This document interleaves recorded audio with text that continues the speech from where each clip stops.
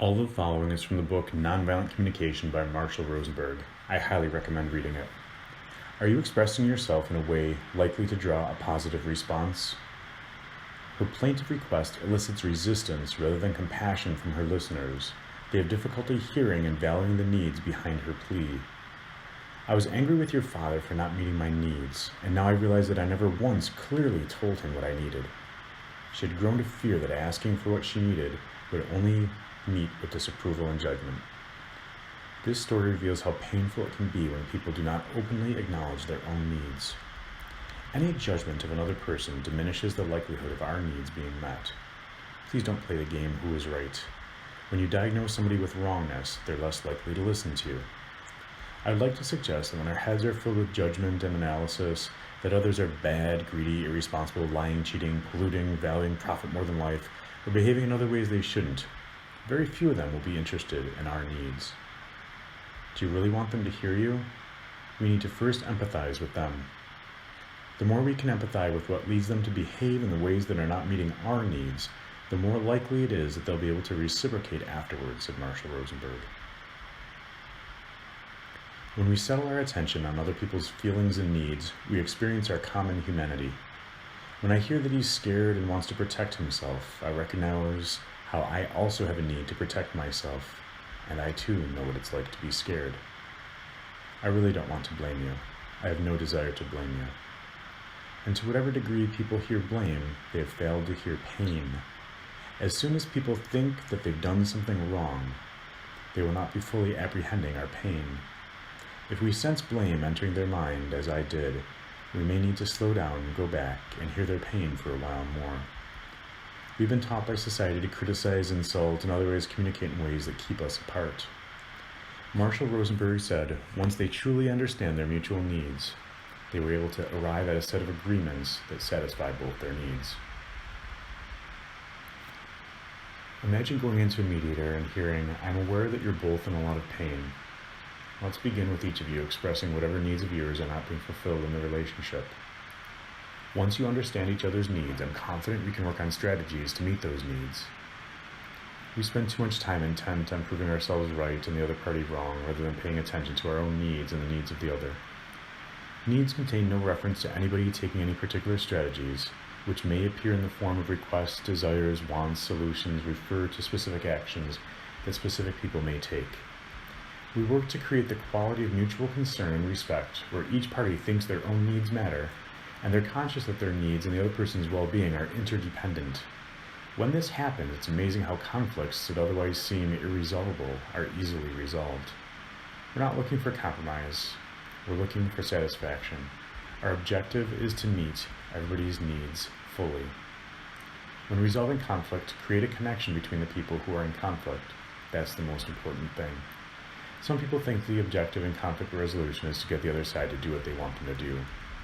That's Marshal Rosenberg. Assumptions and ground rules, ideas to improve communication within mediation. I would like you to train yourself to hear your partner expressing their needs regardless of how they do the expressing. Please translate any message into an expression of need. The message might take the form of silence, denial, a judgmental remark, a gesture, or hopefully a request. Let's hone our skills to hear the need within every single message. Once we sense what the other person needs, we can check in with them and then help them put their need into words. If we're able to truly hear their need, a new level of connection is forged. Once each side can state the other side's needs, it often takes no more than 20 minutes for most conflicts to come to a resolution. That's Marshal Rosenberg. Can you tell me what your partner's needs were in this conflict? Can you identify what strategies you've used so far? And just a reminder, the mediator is here not to take sides, but to support you in hearing each other and to guide you to a solution that meets everybody's needs. I want to convey my confidence that if the parties follow the steps, both of their needs will be met in the end. The objective is not to get the other person to do what we want them to do. My role is to create an environment in which you can connect, express your needs, understand each other's needs, and arrive at strategies to meet those needs. It is my intention for both parties to be fully and accurately understood. As soon as I express empathy toward one of you, It's not unusual for the other one immediately to accuse me of favoritism. At this time, what's called for is emergency first aid empathy. Everyone will have the opportunity to be heard. You will get a turn. We may need to do this repeatedly to keep mediation on track. So let's do our best to keep the conversation from getting bogged down. People often think that if they just repeat the same exact story one more time, they'll finally be understood, and the other person will do what they want them to do. So I'll ask you questions, and when necessary, I might speed up the pace.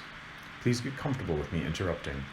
When both sides are talking at the same time, I will insert myself again until I regain your attention. I may at times translate for you. Please know that you always have the final authority on the accuracy of my translation. Remember, a need is not referring to a specific action, such as spending or not spending money. We all share the same needs, and if you can understand your partner's needs, most issues would be resolved. Since your partner is not in touch with what your needs are, why don't you tell him or her? What needs are you meeting by this particular strategy? Can you hear that how you answered the question may have contributed to self-defense and counter-accusations rather than resolution? You may be feeling scared because you have a need to protect your family economically, I asked. Don't worry about getting it right the first time, because if you guess wrong, you're still focusing on their needs, and that's the heart of the matter. It may help them get in touch with their true needs. It takes you out of analysis toward greater connection to life in the other person. Please don't assume that when one party expresses a need clearly, the other party hears it accurately. Can you tell me what you just heard your partner's needs in this situation to be? When people are upset, they often need empathy before they can hear what's being said to them. Try to understand the pain your partner's in, the pain that kept him or her from hearing you. Just as we're not trained to express our own needs, most of us have not been trained in hearing the needs of other people. What are the needs of both sides? What are the resources here? What can be done to meet these needs? If your thinking is focused on dehumanizing the other with labels and judgments, even the simplest of conflicts become difficult to solve. Try to be clear regarding the response you want right now from the other party. Make it as clear as can be.